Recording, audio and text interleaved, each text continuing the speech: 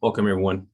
This meeting will be held in accordance with California Government Code Section 59453, Subdivision of the Ralph M. Brown Act, California Government Code Section 54950, Series Resolution Number 2022-34, and the Federal Americans with Disabilities Act. While this meeting will be physically open to the public, given the state of emergency regarding the threat of COVID-19, members of the public may also participate and comment via the application Zoom. Zoom information was posted on the agenda. Welcome to our City Council regular scheduled meeting for the City of Ceres today, Monday, May 9th, 2022. I now call this meeting to order. Can we get a roll call, please? Councilmember District 1, James Casey. Here. Councilmember District 2 is vacant. Councilmember District 4, Mike Klein. Here. Vice Mayor Brett Silvera. Here. Mayor Lopez. Here. We have quorum. Thank you. Today we have an invocation by Pastor Pete Kreshoff from the Youth of Christ Central Valley. Are you here, sir?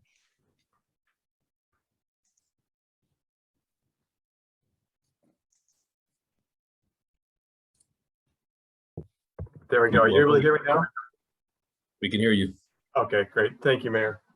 Let's pray together. Father God, we thank you for the privilege of being able to lead and how we're able to share your love with others. And so I pray for this council time and for these leaders. I pray that you would give them wisdom as you know what is best and the best way to do things.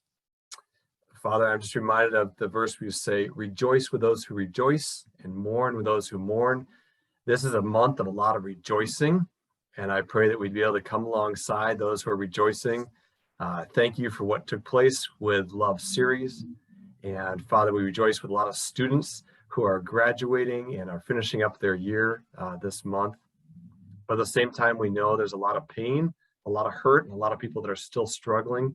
And we want to do what we can, what you allow us to do to help those people out. So we lift it up to you with thankfulness and humility, asking for your help. In Jesus' name, amen. Amen.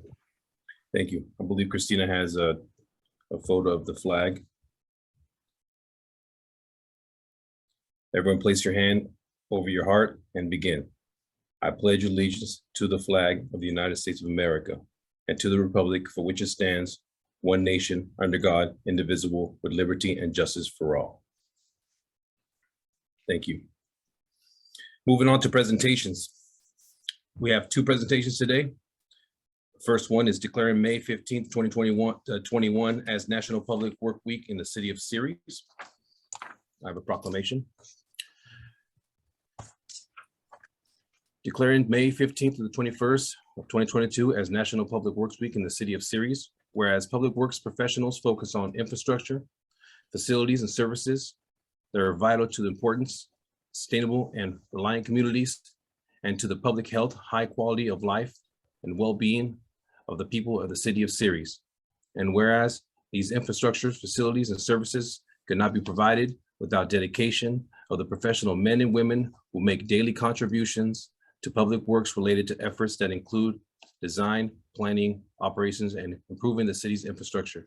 And whereas Public Works Week aims to acknowledge the accomplishments and milestones of public works professionals while raising awareness to the contributions public works has on our community and our everyday lives, and to encourage the community's interest and understanding of the importance of public works programs and services in the community.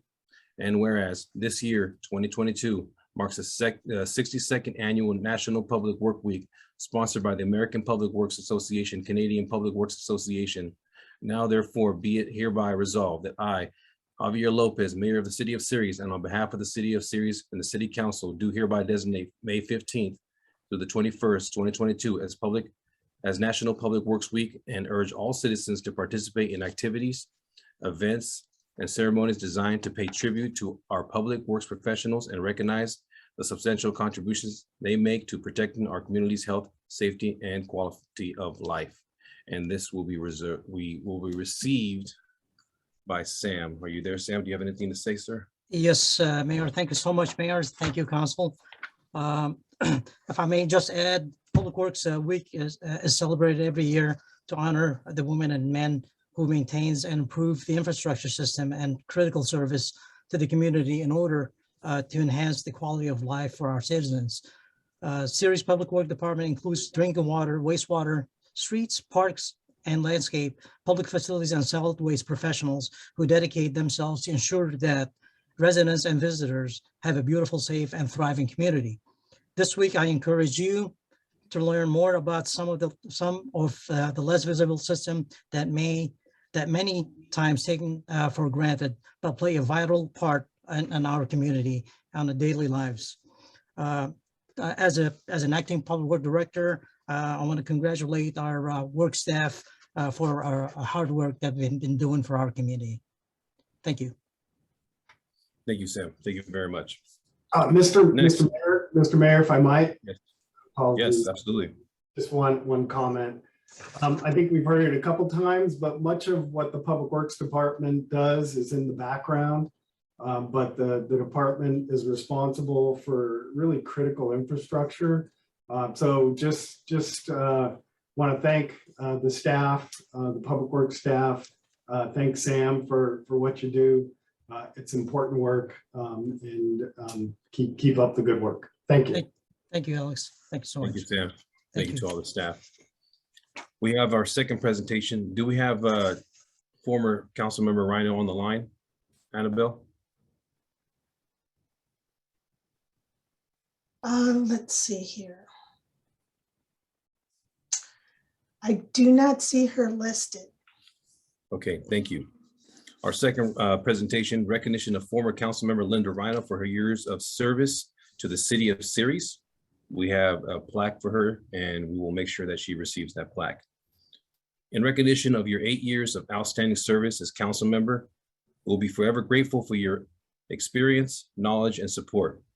You embody our values of integrity, commitment, and service while exemplifying steadfast dedication and loyalty with much respect and gratitude. And thank you very much, Ms. Rhino. We will send this off to you. Moving on to citizens communications.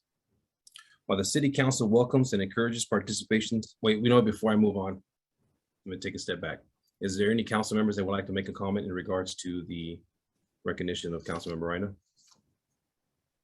Seeing none. Thank you. Moving on to citizens communications. While the city council welcomes and encourages participation in city council meetings, adopted rules allow no more than 5 minutes, resolution number 2007-106, for expression of non-agenda items. Matters under the jurisdiction of the city council and not on the posted agenda may be addressed by the general public. However, California law prohibits the city council from taking any action on any matters which is not on the posted agenda, unless it is determined to be an emergency by the city council. Citizens are entitled to address the city council on any agenda item subject to the 5-minute provision. Anyone wishing to address the city council must adhere to the rules of decorum. The rules of decorum are posted outside the chamber's doors. And first, we'll begin with anyone in the chambers at the moment that would like to speak during citizens communications. We have 3 comments, and actually I have one here. From resident Maria del Carmen Pelafox Iniguez, who provided her comment in English and in Spanish. She requested that I read it in English for her. Okay. Here it is.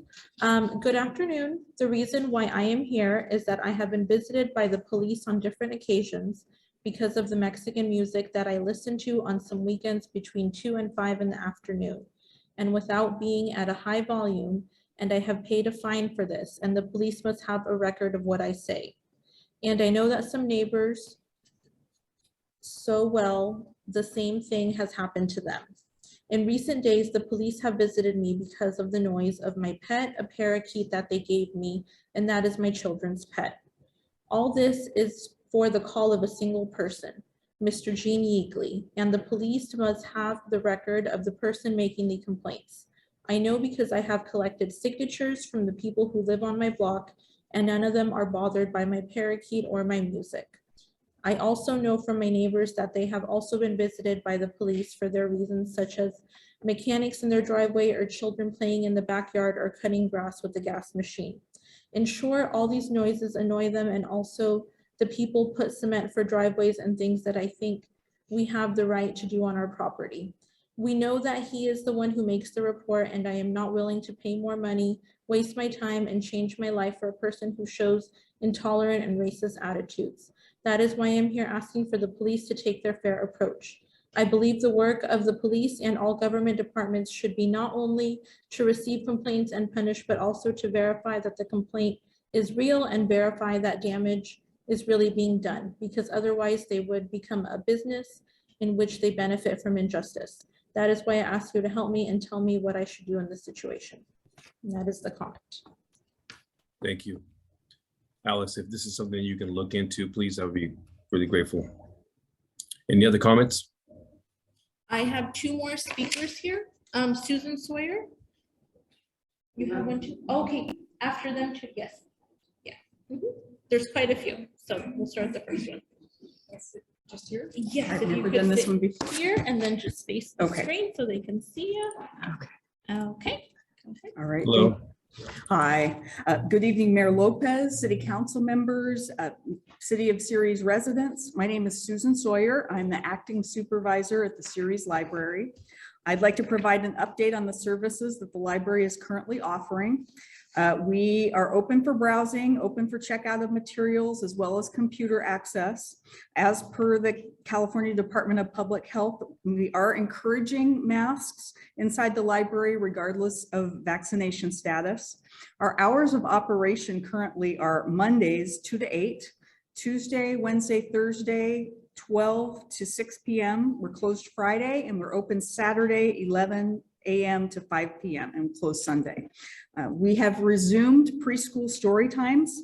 We do these every Tuesday morning from 11:30 to 12 noon. Now, this is before our standard opening time, so we're asking families to come and knock at the door, and we'll let them in for story time.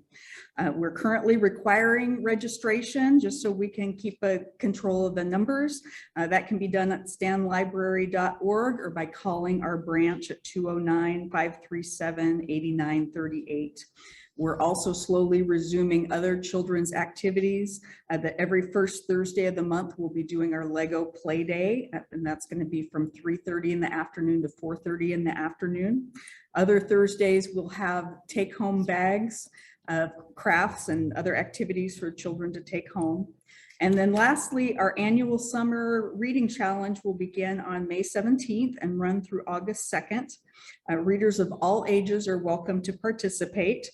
They track their reading and they can have a chance to earn prizes at the end. We have a program for ages infant through 18 and then another for adults. You can visit our website at stanlibrary.org to register, and feel free to contact the library if you have any questions. Also, if anyone has any other questions about our services, please contact us. We're happy to help during our regular hours of operation. And again, our website is stanlibrary.org and our phone number 537-8938. Thank you. Thank you, Suzanne. That's great news. Really appreciate you coming today. Thank you. All right, Christina, who is next? Another yellow card from Jose Valdez. Okay.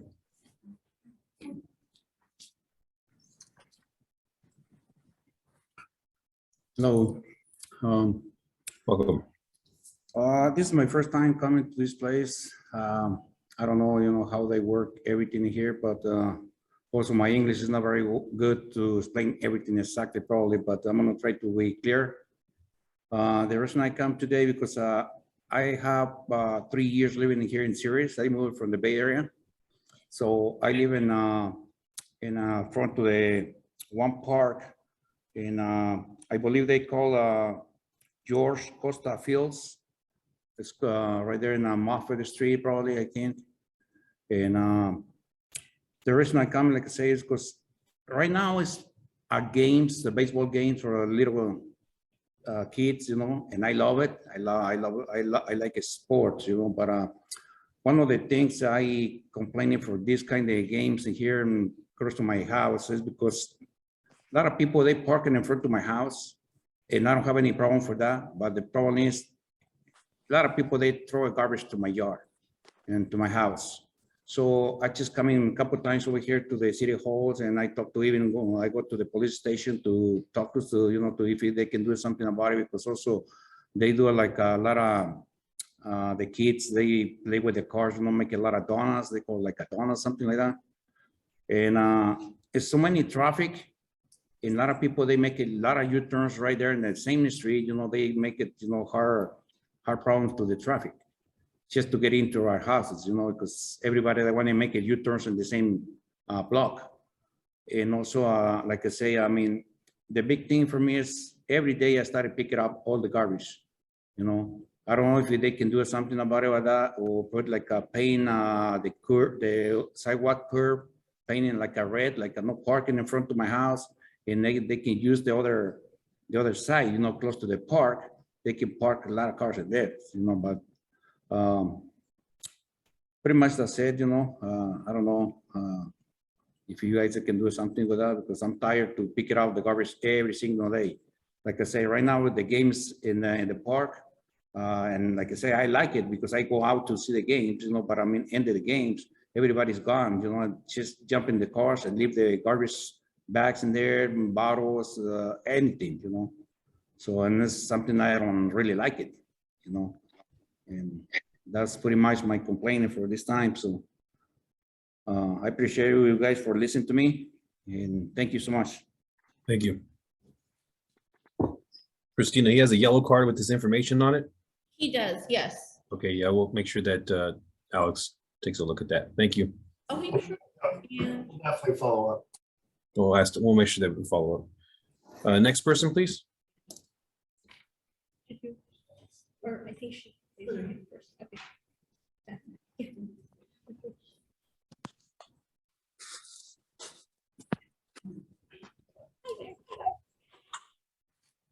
Hello. I'm one of the neighbors. Oh, your name, state your name. Oh, my name is Linda Salas. Okay, I had to. I wrote it down. Oh, okay. Sorry about that. It came off the phone. oh, no worries.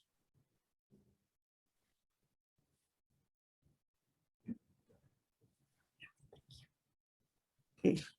Hello. I just wanted to share my perspective about members of our community. Today, our community feels and is being held hostage to the personal preference of a single individual.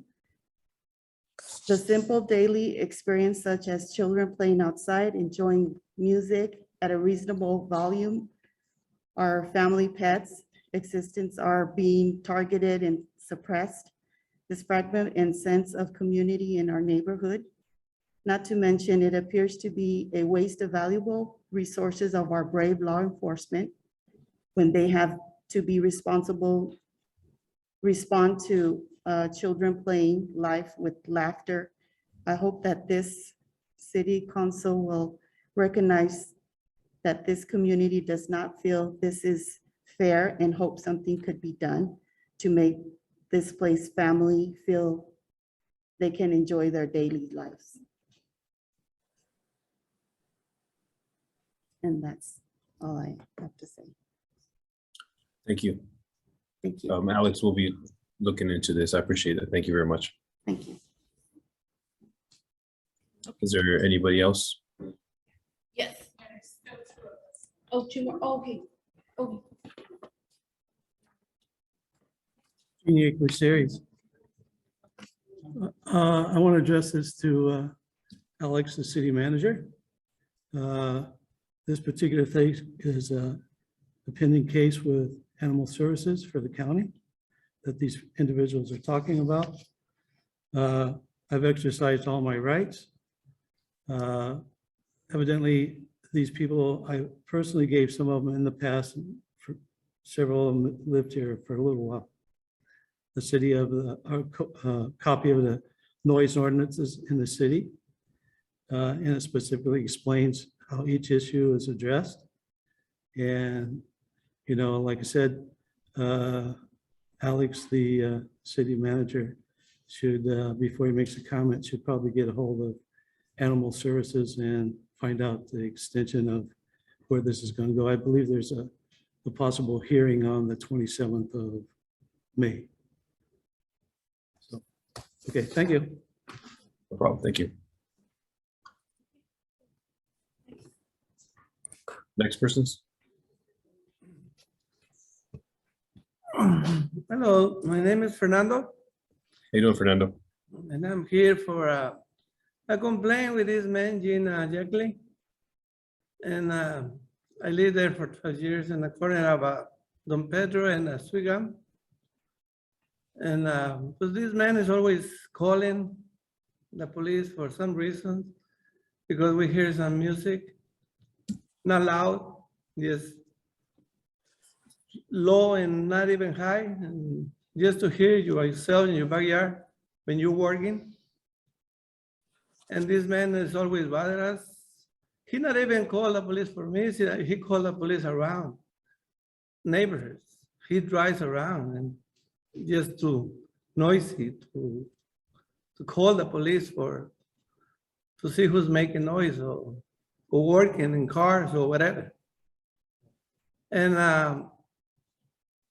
this 2 years ago, this lady living behind him, he has some kids playing in the jumping thing. And this lady came to me in the corner of my house crying to see if I can sign the paper for her because of this man. Calling the police for her, the kids bothering this man. So to me, I think this guy don't have a life.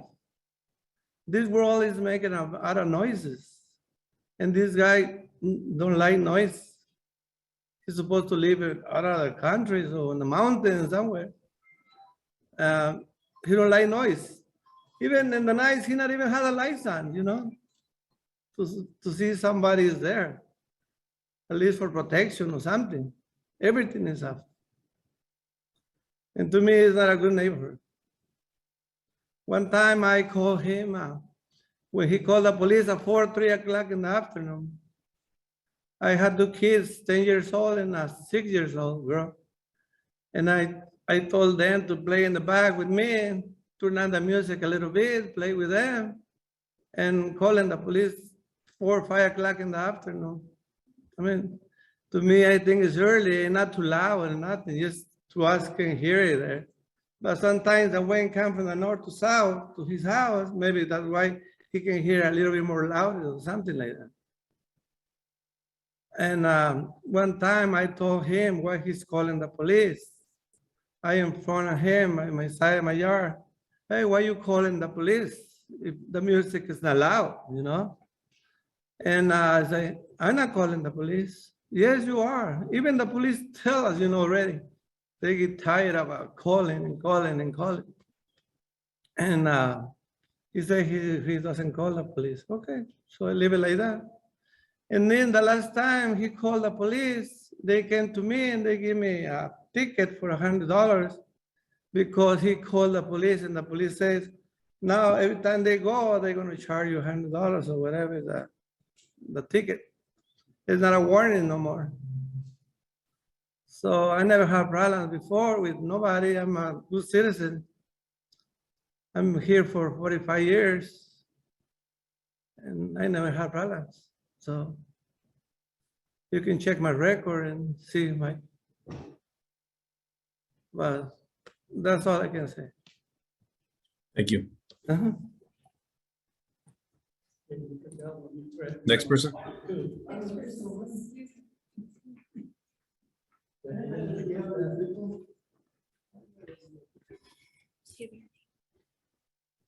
Hi, my name's Maria Hello, Castellanos. Maria. I live next door to this gentleman. And I contest to everything else that the people have complained about him is 100% true. The first year I was there, he called the police on me 7 times for noise complaint. Not once did I get fined because the police did not find it credible. He tends to harass and focuses his harassment on different neighbors at times. But there was a particular incident that I spoke to an officer that I drove in He was leaving, getting in there in his truck. And he sits there, because I drove in with my music and I rolled down my windows. And I go, well, it should take me as long as the time for me to get out, as long as, you know, the same time for him to get into his car and leave. He called the cops on me, then he left because my music was loud.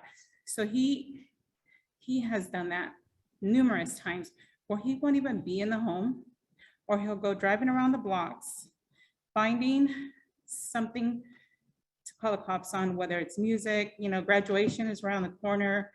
I know numerous times, I've lived there going on 9 years, right next door to this gentleman. Going forward with the graduations and stuff, I know that he has shut graduations down because people are being festive, celebrating their kids that are graduating. And it is very upsetting that he manipulates police officers in the sense when they come out, oh, I know your chief who you report to, tell him I'll be in there. And right now that the gentleman was sitting down, he starts harassing the gentleman as he's sitting down, because this is what he does. And we are all fed up. And I speak for, I believe, all of us that have came up, and probably a good number that did not show up. And it is just very upsetting because we are a good neighborhood. The other day, they did a meet and greet in Ceres. I spoke to one of the officers. I go, well, I'm your frustrated Ceres neighbor. And he's like, okay. And I go, well, I live on this street. Do you know why? And I go, I live next door to the person that always calls you guys to come out for whatever. And he knew exactly who I was talking about. So just to go back to credit that he wastes a lot of the police officers' time on, I mean, if you pull up his record alone, how many times he calls the cops and how many times were they credible, you would find out exactly how this man likes to terrorize the neighbors there.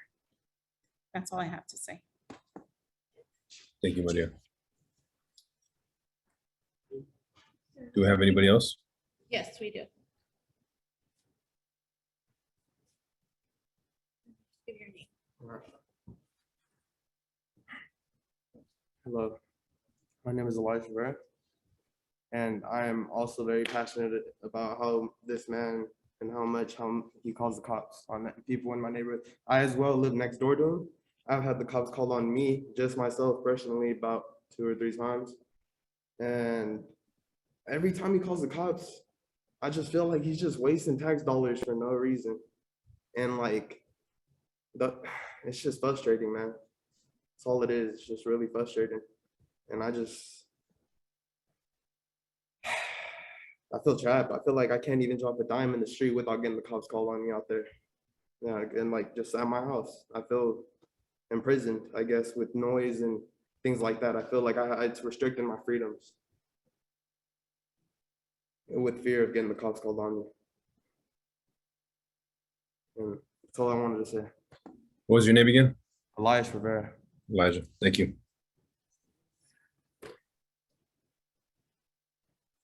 Next person, please.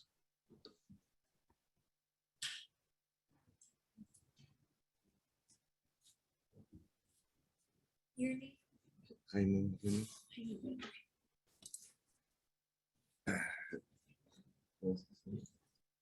Mayor Lopez.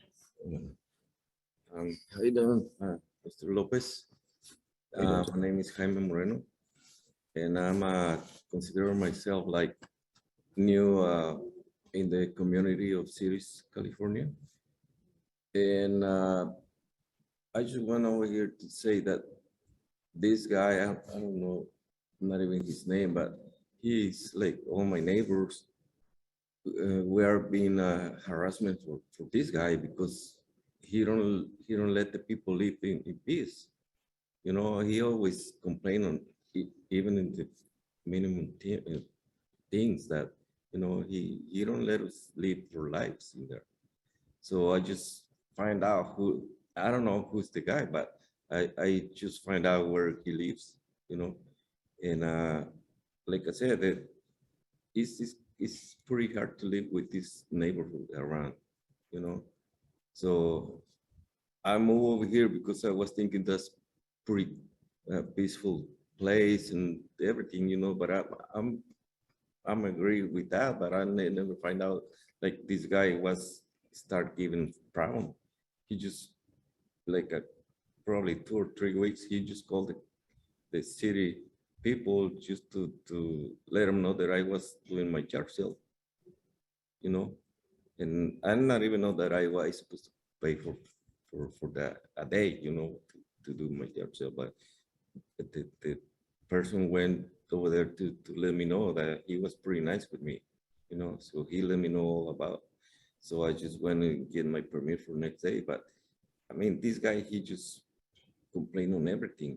So we don't feel comfortable with this guy. So it looks like somebody got to take care of this guy and, stop him for doing all these things, because I don't know, that's horrible living with these people around.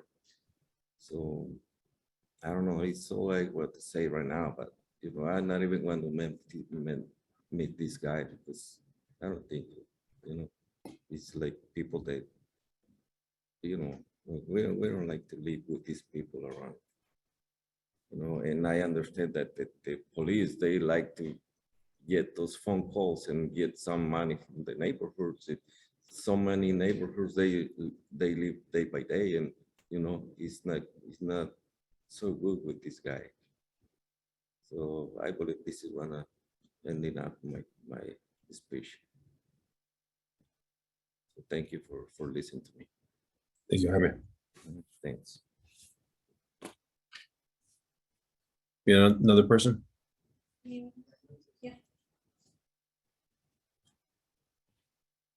State your name, please.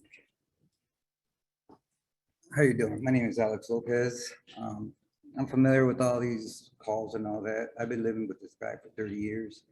I've been having issues since then. Nothing confrontational or anything, but just annoying. He'll complain about music that's loud. You can't even hear the neighbors. The windows are rattling. If they were rattling, mine would have been broken because the speakers are this big. They're computer speakers. He's complaining about branches going through the fence. Cut them off? No, I don't want to, so I'll cut them off.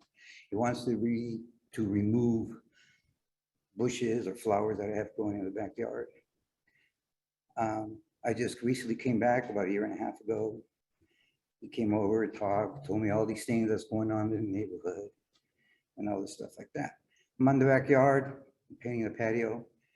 I have my music on. He brings me the sound ordinance or the whatever you call it.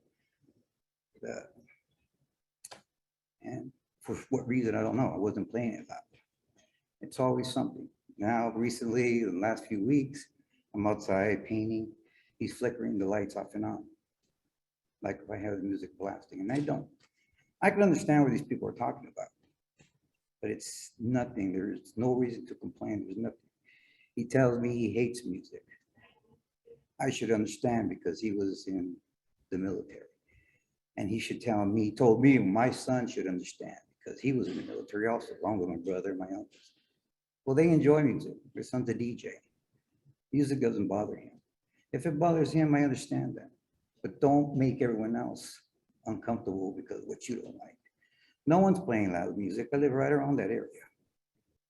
There's some people down the street, 6, 7 houses away, that do play it loud. That I can understand.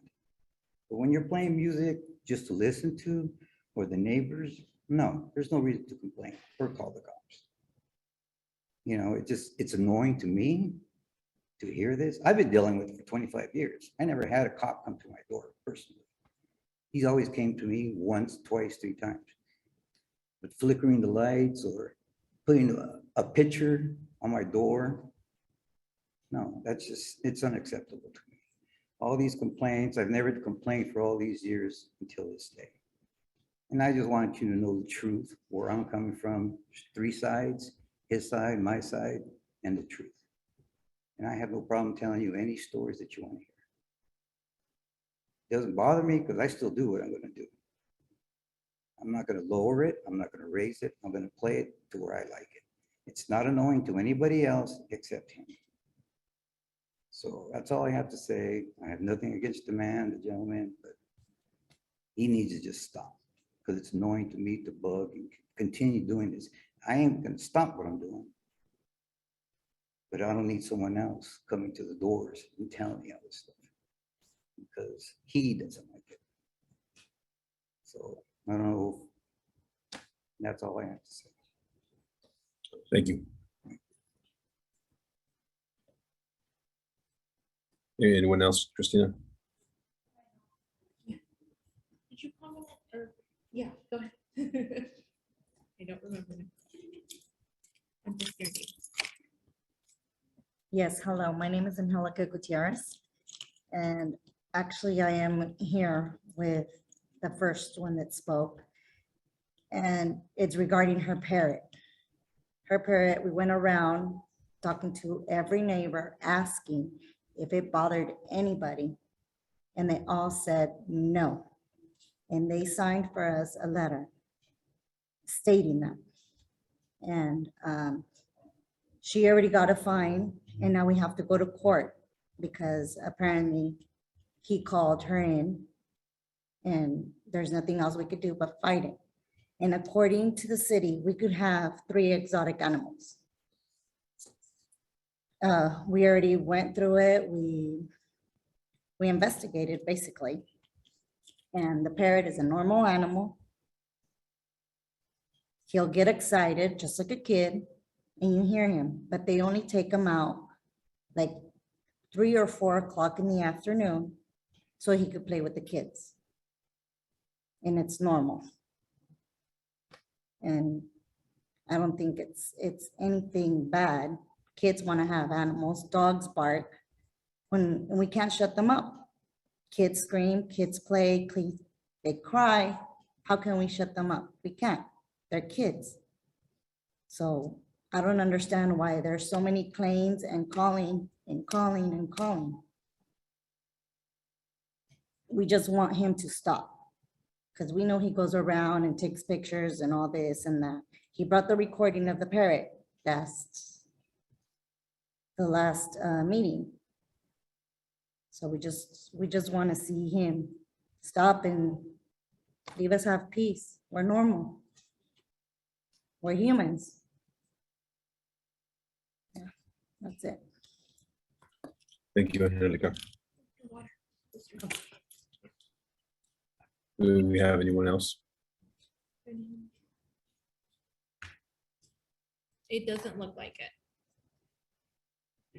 Okay, let's go to Zoom. Oh, sorry. Any- Mayor Lopez, sorry. Okay, yeah, go ahead. John Warren, City of Ceres.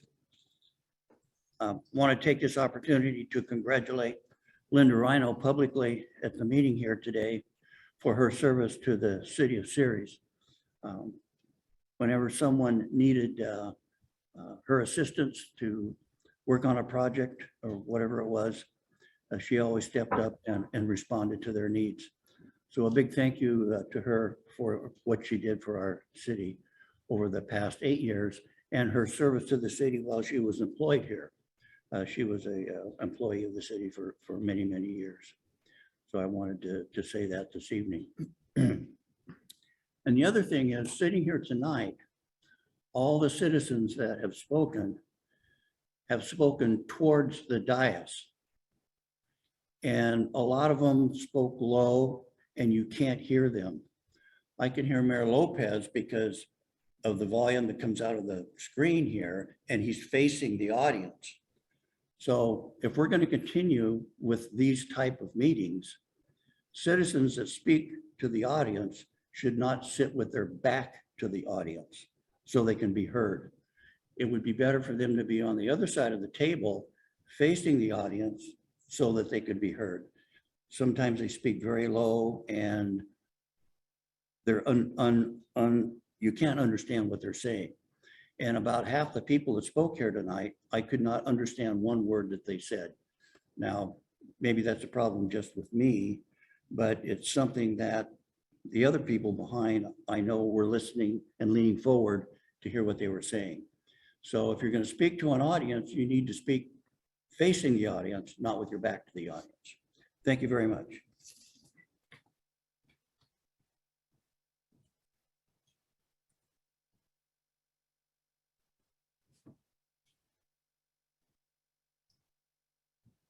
I think he's frozen. Mayor Lopez, your screen frozen?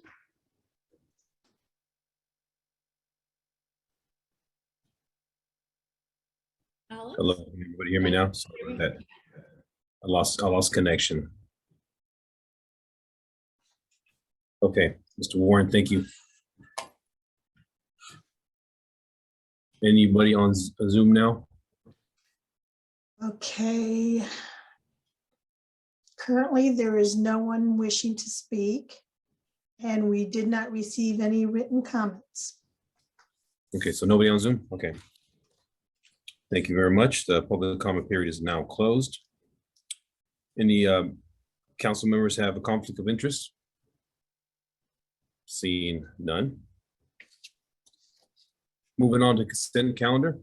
All matters listed on the consent calendar are considered routine in nature and will be enacted by a single motion unless otherwise requested by an individual council member or public for special consideration. Otherwise, the recommendations of staff will be accepted and acted upon by a roll call vote.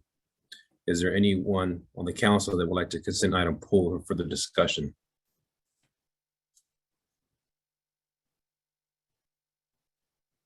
Is there any members of the public that would like an item pulled for further discussion? Anybody on Zoom, Christina? There's currently no one on Zoom. Okay, thank you, Annabelle. I appreciate that. Okay, moving on. Council members. I move to adopt consent calendar 1, 2, 3A, 4, 5, 6, 7, and 8. Second. Roll call, please.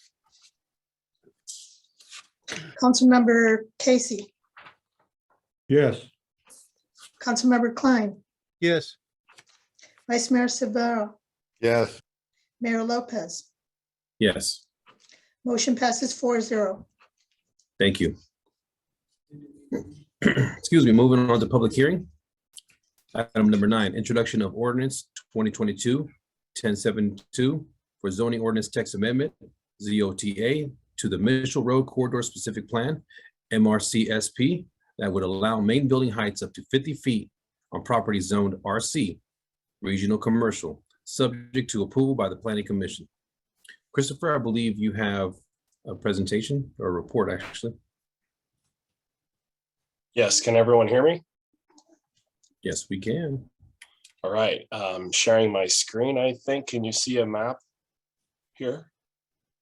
Yes, we can see the map. Okay, great. So this item was brought up in April, and at the time, the proposal and staff recommendation, as well as the Planning Commission's recommendation, was to amend the regional commercial zone, which is the southern part of the city along Mitchell Road, to allow main building heights of unlimited height based on the approval of the Planning Commission. And their decision's final, but it can be appealed to the City Council. There was some discussion at that City Council meeting in April, and the feedback that we got was to continue this item and to show some visualizations of what Walmart would look like from the from Highway 99, as well as how it interacts with the proposed hotel and other buildings in the Ceres Gateway Center. So I'd like to go through that, but I also want to state that staff's new recommendation is a height limit of 50 feet upon approval by the Planning Commission. Again, their decision would be final, but it could also be appealed to the City Council.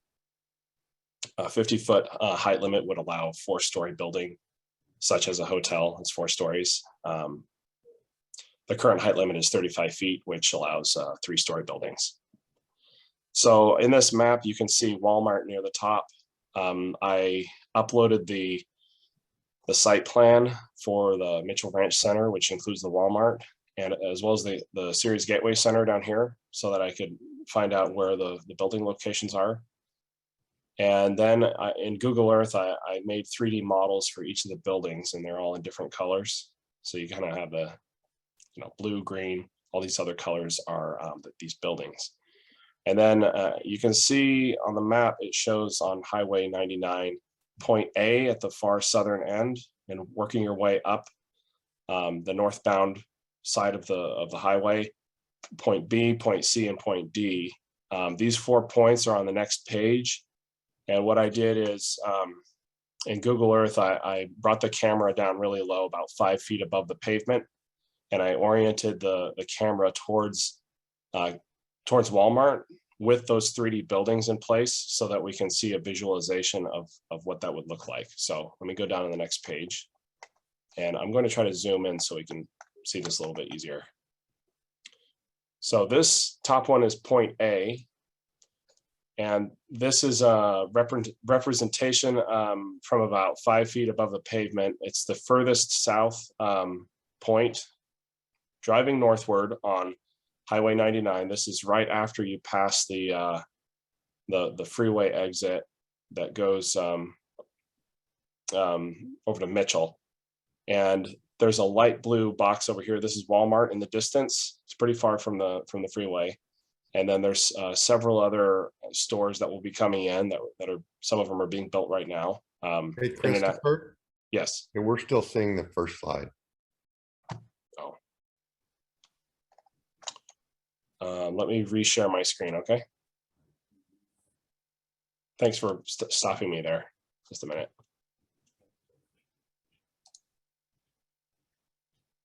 Do you see this now? Yes, we do now. Yes, sir. Okay, sorry about that. Okay, so again, this is the furthest southern point on Highway 99 out of the 4 points that I took. Walmart's on the right here in the light blue box. This purple one is where In-N-Out Burger will go. A couple other stores here. And then behind this tree is where the proposed hotel roughly would go. So you can't see the hotel here. You can see the 85-foot sign. That was another item of discussion at the last city council meeting. So it's in a good location. It's very visible from the highway, even as you're approaching the diverging diamond interchange that's proposed a little bit further north on Highway 99. Okay, so moving northward, if you're traveling in a car and you go up to the top of this ramp, we're now down to point B. And the tree here is now a lot closer. So now the tree is right next to us. We can start to see the hotel. And this is the 50-foot height hotel. This green box is roughly where Quick Quack Car Wash will go. We can see the 85-foot sign a lot more clearly now. And we can't see Walmart because the trees are blocking it. But I think if, this is just a representation. In real life, you could probably see through the branches. You might be able to see Walmart. Coming down this overpass will be point C. It's a little bit further down the overpass. This is point C. Off in the distance, you can see Walmart. This gray box is roughly where a gas station convenience store. It's going to look a lot prettier than a gray box, don't worry. This is an 85-foot sign over here. And the hotel is here. Now I put two versions. One of them is a 50-foot hotel and the other is a 35-foot hotel. And the hotel is not going to be cube-like. It's going to have a pitched roof. So it won't look exactly like this, of course, but the ridge line will be roughly at the same height of what these are. And what this shows us is while you're on the freeway and while you're passing this hotel on the freeway, whether it's a 50-foot hotel or a 35-foot hotel, either way, it's going to block Walmart.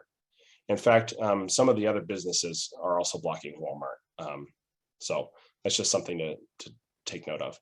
And then the last point is the furthest north, and it's point D, and this one is taken from the opposite side of the freeway. So this is the median right here, this white barricade. And it's kind of like you're driving southbound and you're turning your head to the left and looking back. And you can see this is the 85-foot sign. Here's Walmart in the distance. This is roughly where Chipotle is going. And there's actually another building that will be here eventually. This is part of phase 2 for the Ceres Gateway Center. There's going to be some anchor store here. So that, again, even a 35-foot store, or whether it's 35 or 50 foot, either way, it would, and we don't anticipate a 50-foot store here.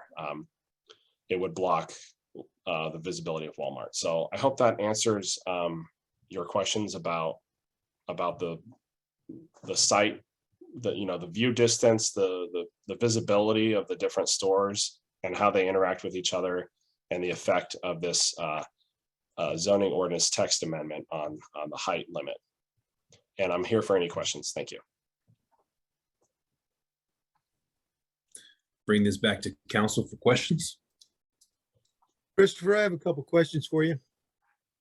How much is that new divulging diamond going to affect that triangle shape on the Gateway Center?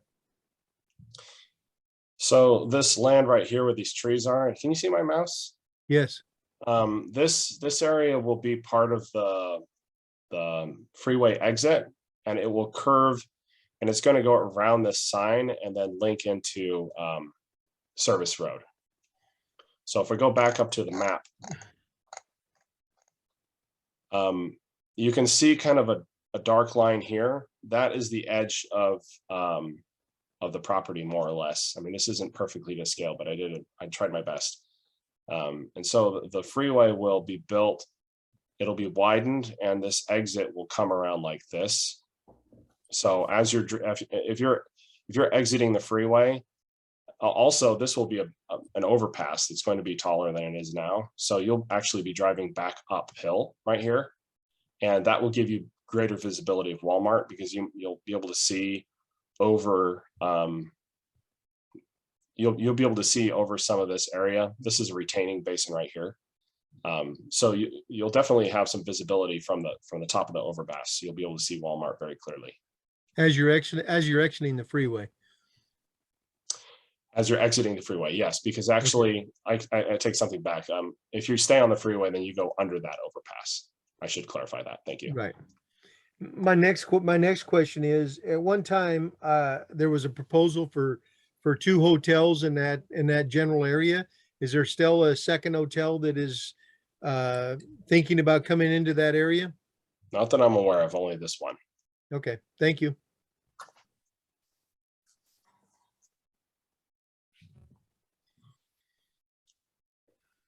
Any other questions from council? I have no questions, but a comment. Thank you, Christopher. That was amazing work you did with everything you had, the tools you had to make it look that realistic. That was awesome. So thank you very much for that hard work in just a couple. Thank you. Now bring this back to the public for any comments from the public. Yes. We do have.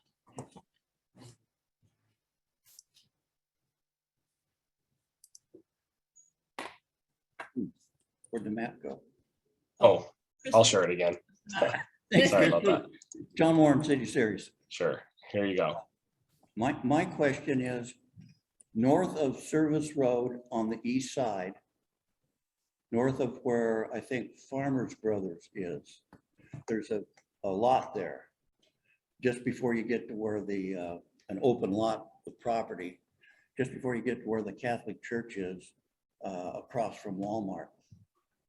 That's also in that zoning of commercial, regional, or whatever. Let's take a look here. So I've got the zoning map, and this property right here is also zoned regional commercial. This square property is where the church is located. Correct. What's to prevent someone from coming and wanting to build a 50-foot tall motel on that particular piece of property? With this change, they could, if they get approval from the planning commission. If it's appealed, then it would go to the city council for approval. And right now, a hotel, a 3-story, 35-foot hotel could be built on this property. But if the zone, if you change the ruling, then a person could build a 50-foot one there because that would be zoned for that. Yes, and if you'd like, I can do a quick mock-up of what that would look like. It would take me about 30 seconds. I'll leave that to the council if they want to see that. So, like Christopher said, that would have to be approved by the planning commission, appealed, and then approved by the city council, like most things. But the city council could say no to that. a planning commission could say no to it as well. But as a general rule within our city, if a property is zoned for a use specifically, like a 50-foot hotel, then they generally approve what the property is zoned for. I very seldom have ever seen the planning commission deny something if it was properly zoned for the project that was going to be built there. So that would be my concern, that another large building could come and be placed where maybe it would be inappropriate for it, and it would be allowed because the zoning was changed. So if no other hotel in this particular area, motel, wants to be built, and the commission or the city council, who I think should be the final say in anything regardless, could allow an exception for this one particular hotel and not change the zoning for the whole area. And that would kind of fix this particular problem. I think personally that a 4-story hotel right next to that freeway is going to have a lot of noise problems. I don't know if you folks have ever stayed in a motel that has no sound barrier or sound wall between a freeway and the room that you're sleeping in. You're not going to get a very good night's sleep. But then again, that's that business's problem, and the people that rent that hotel will soon discover how noisy it's going to be. So thank you very much. Thank you very much. Can I make a comment on that, please? Absolutely. You Councilman. know, I did a little investigation on this, and you know, in North Modesto, Salida, there's the two hotels that are, I think it's Pillendale, Yeah. are both 3 stories. The Turlock, the hotel that's by Lowe's, is 3 stories, but if you go to Lander in 99, it's a 4-story. And, you know, I did some investigation because I did not realize that. And like I say, the one on Lander in 99 is a 4-story hotel. And I thought it was the same size as the one on by Lowe's in the north area of Turlock off 99. So, you know, there's not a big variance. And somewhat I do agree with Mr. Warren that we can make an exception for this, and then we can come back and see what the design might be for a potential, if they decide to put a hotel just north of the Farmer Brothers and the Arco station. So, you know, I can support this project. Thank you, Councilmember. Just a comment, up and down Highway 99, 120, I-5, all throughout California, there are hotels up to 6 and 8 stories high. This is not unusual. I mean, it would be different for our community, but it's not unusual to have hotels the size of the one at Lander, like Councilman Klein said. It's just what's going on in the world right now. And putting them next to the freeways is where the companies all want to put them. And they know that there could be noise issues, but that's where they want them. There are very few hotels being built outside of downtown large cities. They're all being built along the highways. Thank you. Thank you. Is there anybody else on the dais that has any more comments? Christina? Nope, I don't see anyone. Annabelle, Zoom? There is no one wishing to speak on Zoom, and we did not receive any written comments for this item. Okay, bring this back to council for motion. Move to approve ordinance 2022-1072. Second. Roll call, please. Councilmember Casey, Yes. Councilmember Klein, Yes. Vice Mayor Silvera, Yes. Mayor Lopez. Yes, Motion passes 4-0. thank you. Moving on to item number 11, resolution number 2022-42, ratifying the appointment of, I hope I don't mess up her name. Is it Delete? I don't want to mess it up. Alex, I'll have you pronounce her name so I don't mess it up. Ms. Vasquez to the position of Director of Human Resources. Alex, could you please clarify her name? Alex, Mayor, I'm sorry about that. no worries. Delilah Vasquez, but Delilah. I believe we skipped over. Excuse me, didn't we have resolution number 2022? Oh, you know what? That is totally on me. I did skip over number 10. Okay. Let's take a step back. Let's take a step back. My apologies. Okay, item number 10. Resolution number 2022-35, approving the subdivision improvement agreement and recoordination of the subdivision map of the Cambridge East Estates subdivision phase 2. Oh, thank you. Hi, so this is for Cambridge Estates. It's a 38 lot, single family home subdivision. The subdivision has already been vetted by the city and has received approvals in the past.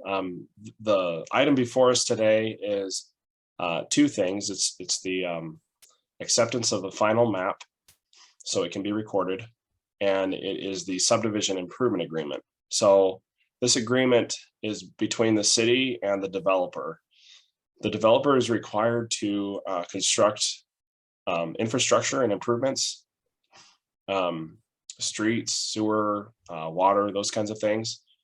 And those cost money. And we want to make sure that as construction begins, it won't be left abandoned. And so what we have in place is a bond that the developer paid for, and it's kind of like an insurance policy. So if the developer were to walk away from this project, heaven forbid, then we could complete it. We'd be able to exercise that bond. Now, we don't want to do that. We want to just have them do it. We want them to build it. So the plan is for them to build it. This is just a backup agreement. So in case something wrong happens. Also, after they build it, we'll inspect it and make sure that the improvements are up to our standards. And once we confirm that, then we will give them the bond back. But there's a second bond in place. It's a warranty bond. So what this is 10% of the overall cost of the improvements, and we hold on to that, the value of that bond, for an additional 12 months after they've completed all the work. And this is so that we can ensure that the work is a good quality. It's kind of like you buy something at Best Buy and you get a warranty for it. And within that 12-month period, if something fails, like if the streets start to crack or break down or something like that, we can exercise that bond and we use that money to fix it. But actually what we would do is we tell them to fix it. We tell the developer to fix it within that 12-month period, because if they don't, then they don't get their bond back. So it's in their best interest to fix it themselves.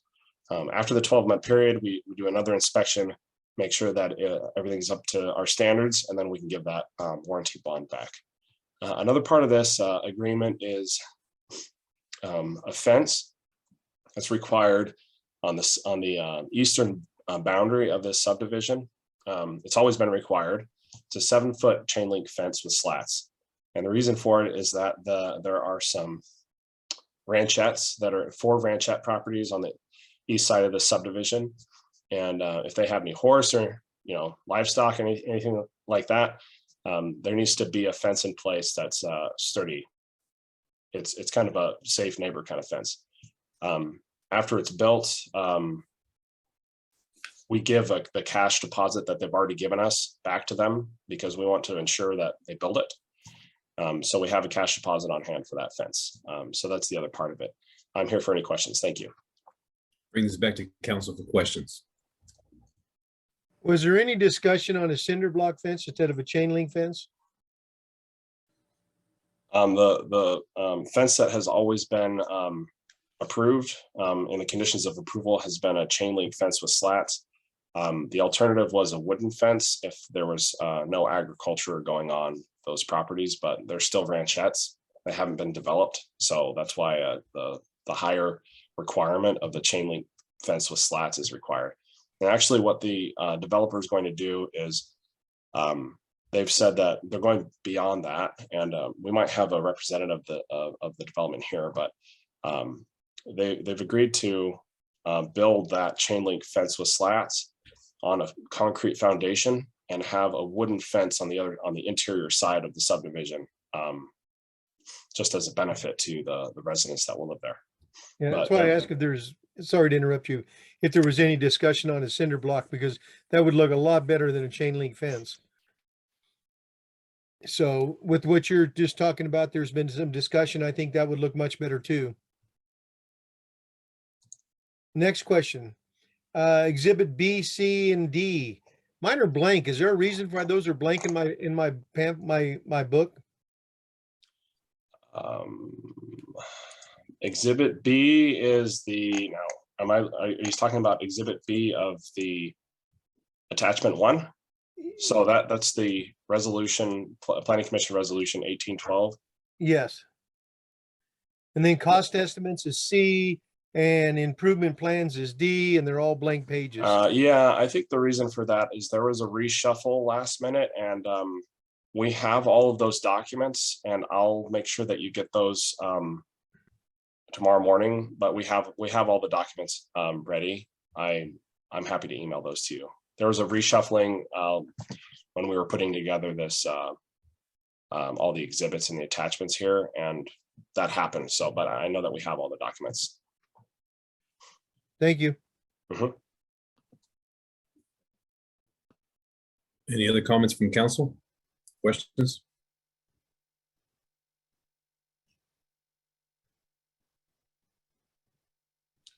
Any comments from the public?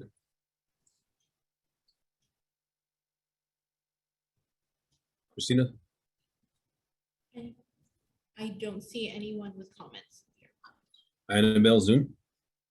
Mayor, we have Rosalinda Vieira who wishes to speak. Thank you. I'm just going to follow up on Klein's question, because some of those, I'm Rosalinda Vieira, I live like a couple houses down from where this division is going in.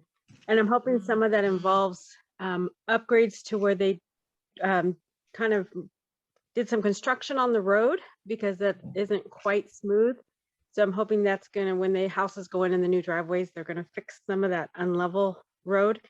I couldn't see where the fire hydrants were on the map, but I'm not an engineer, so I'm gonna leave that to the experts like Alex. And then lastly, on that chain link fence that Mike Klein had mentioned, Councilmember Klein had mentioned, there are horses in some of those ranchettes as well as some other livestock. And I just want to make sure they're not eating or chewing into people's backyards and stuff. And is that fence going to be adequate, since those ranchettes do have livestock in them, since it is zoned or part of the country or not considered city residential zoning? So that was just my concern, because I do see the horses out there and the goats and the other livestock in those little ranchettes that are along Morgan and area.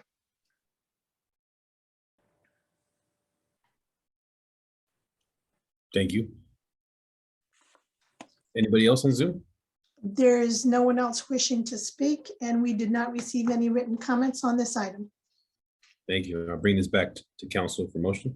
Well, I'm sorry, Vice Mayor. Go ahead, sir.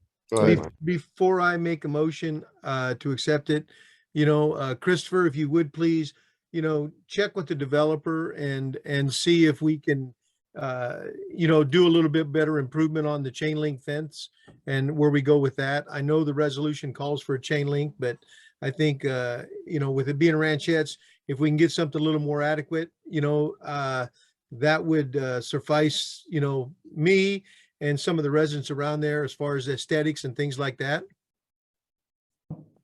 If you would, please. Sure. Are you asking if they would? No, I'm asking if you would please check with them to see if they would make those improvements, to see if they would do that instead of a chain link fence, which you mentioned. Okay. Because it is not part of the resolution, and I'm going to, make a motion to move this forward. but I would like to see, I would like the developer to at least bring it to a little bit aesthetic thing without holding off this project. With that being said, I move to adopt resolution 2022-35. Second, Roll call, please. Councilmember Casey, Yes. Councilmember Klein, Yes. Vice Mayor Silvera, yes, Mayor Lopez. Yes. Motion passes 4-0. Thank you. Moving on to item number 11. Resolution number 2022-42, ratifying the appointment of Delilah Vasquez to the position of Director of Human Resources. Alex? Thank you, Mr. Mayor. As the council is aware, the Director of Human Resources position has been vacant since January 2022. We initiated a recruitment process, and at the conclusion of that recruitment process, Ms. Vasquez has been selected to fill the position. Ms. Vasquez comes from a candidate pool of highly qualified applicants, underwent a interview with the panel, followed up by second interview with the city manager and a checking of references. Ms. Vasquez has been offered the position pending the council's consideration of this item this evening, ratification of the appointment and approval of the employment agreement by the council. Ms. Vasquez comes to the city with extensive human resources management experience and is currently the Assistant Director for Stanislaus County Community Services Agency. Ms. Vasquez is currently responsible for overseeing approximately 600 employees and responsible for managing the daily operations of the agency. Ms. Vasquez experience also includes 3 years of service working for the county CEO's office, and she is a graduate of CSU Stanislaus. The agreement is included in the packet as part of the staff report. Staff recommends council's ratification of the appointment. The salary range will be at the classification J89, step B, which is $12,102 per month, or $145,344. That concludes the staff presentation, available for questions. Bring this back to council for questions.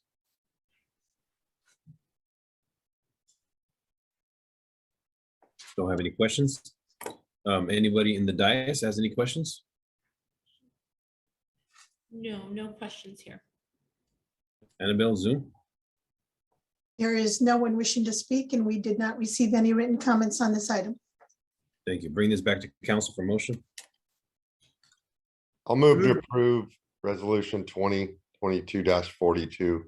Welcome Delilah Vasquez to the team. I'll second.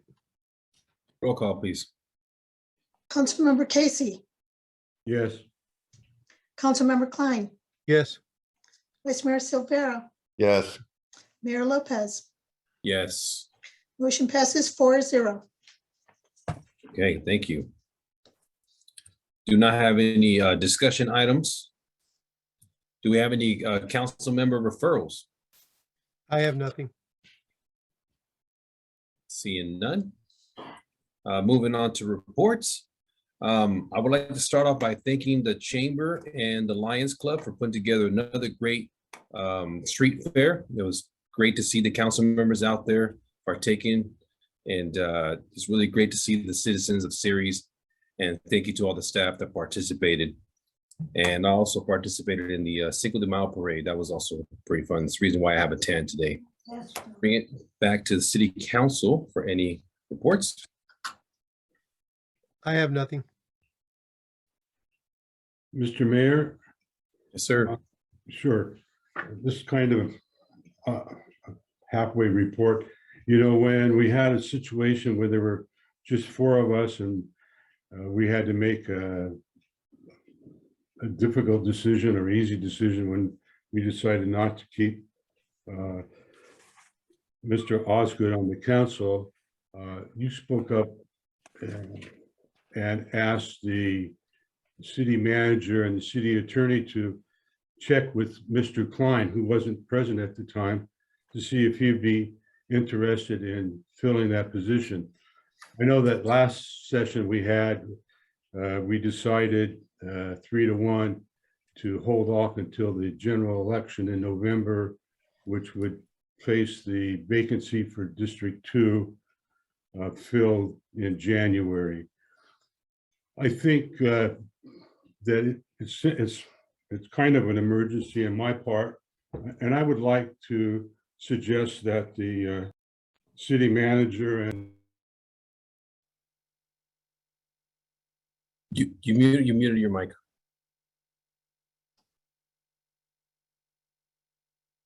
There you go. Did you hear any of it? On the last part, you said you suggest. Oh, okay. I suggest that. You did it again. I don't know what you're doing, but you keep muting the mic, sir. Council member. Yeah, there. Let me. There you go. Move my hands up. Continue. I suggest that. This council member, I have no idea why you're muting the mic. Mr. Mayor, I think you're muting me. Yeah, right. I don't have that capability. No, I would suggest that the city manager and the city attorney interview a Paula Redford, who lives in the District 2 that is present, and also in the District 2 that will be in the November election. Paula Redford was part of the public meeting that we had on May 4th, and I listened to her, and I think that we could be facing an emergency. I think right now we're okay, but we're talking about what, almost 7 months having 4 council people, and we're going to have some important issues, and we might end up with some 2-2 ties. So that's my report. I don't know if I have the same authority that you had at that meeting when you asked the city attorney and the city manager to talk to Councilman Klein to see if he would be willing to fill in that report. But that's my report. Thank you. Casey. Thank you. I appreciate that. And just to kind of, I don't know, remind everyone that at the end of the day, I'm the mayor elected at large. So there is representation in District 2, and that's from the mayor. And you can still call any council member if you have any issues in District 2. Moving on to city manager. Do you have any reports, sir? Just to echo and reiterate. You know what? I take that back. I do apologize. Vice Mayor, I saw your hand. Sorry about that. I'm always last, no worries. Hey, I think to piggyback on what you said about the street fair, we got to make sure we thank the street fair committee. Yes, thank you. They're actually the ones that did most of the work. The other committees all helped. We all did. It was awesome. It was amazing to see so many thousands of people back in our city for something that's so important to the community and all of the organizations that rely on those funds and that revenue to run their programs and take kids on cool trips and do all the cool things that they do with that revenue. It was just amazing to see the city come together after a hiatus. So congratulations to all involved. And I agree, anybody can call any of us if they have an issue. I stick with my opinion that we're okay until the November election. And actually, it's probably not January. The first meeting in December is normally when you would take the seat on the city council, as the mayor and I did. Thank you. Thank you. Take it back to Alex. Thank you, Mr. Mayor. Just to echo the comments about the street fair, what a wonderful event. Was my first in the community. I actually brought my new puppy with me and my wife. So he had a great time meeting tons of folks, trying to get him socialized while he's a puppy. But it was a great event. Thank you to the organizing committee. Lisa does a lot for the community. Kudos to Lisa for organizing. the event and the committee as well, everyone else involved. And I don't honestly, forgive me, I don't know if we remember if we had another council meeting between this and Love Series, but Love Series was also a wonderful event. Thank you to all the volunteers that participated in that. But other than that, Mayor, that's all I have this evening. Thank you, Alex. Appreciate it. City Attorney, any comments? I got one more thing before we go. Yeah, Sorry, go I ahead. should have said it now. Now that the street fair is over, there's some more exciting events coming into series. Starting June 14th for 6 weeks, we're going to go back to Tuesday nights for series concerts in the park. Each night's going to be sponsored by a different local business or local elected official. There's going to be some cool music, different bands every night. Some of the nights are themed. So look for the signs. There's already 6 signs out around the city that have the schedule on them. So 6 weeks starting June 14th from 6 to 8. We're excited to be back in Whitmore Park for series concerts in the park. Awesome. Back to City Attorney. Thank you, Mayor. No report tonight. Okay, let's go to the departments. Yes, Mr. Mayor, I do have a comment, and that is I'm proud to lead this department. We have some great men and women that do wonderful things in our community. We've had a lot of events happen within the last, just a lot of events, and they handle themselves professionally and they make level-headed decisions. And I couldn't be any more proud of everybody that works in this department. Thank you. Thank you. Any other departments? Just want to make sure. Seeing none. Is our supervisor on the line? Annabelle? Let's see here. Supervisor, Russ, maybe Russ or Chance? I do not see anyone. Yeah, Okay. I don't see either of them, Mr. Mayor. Okay. Okay, we will now adjourn this meeting to a closed session for a conference with the city attorney regarding public employment. If there's anyone in the public that would like to speak in regards to the closed session item. Nope, I don't see anyone that would like to speak. Okay, Zoom. There is no one on Zoom wishing to speak. Okay, and after the closed session, we will report out. Council members, you do have the option to stay on Zoom or in person for the closed session. Thank you, everybody, and have a good night.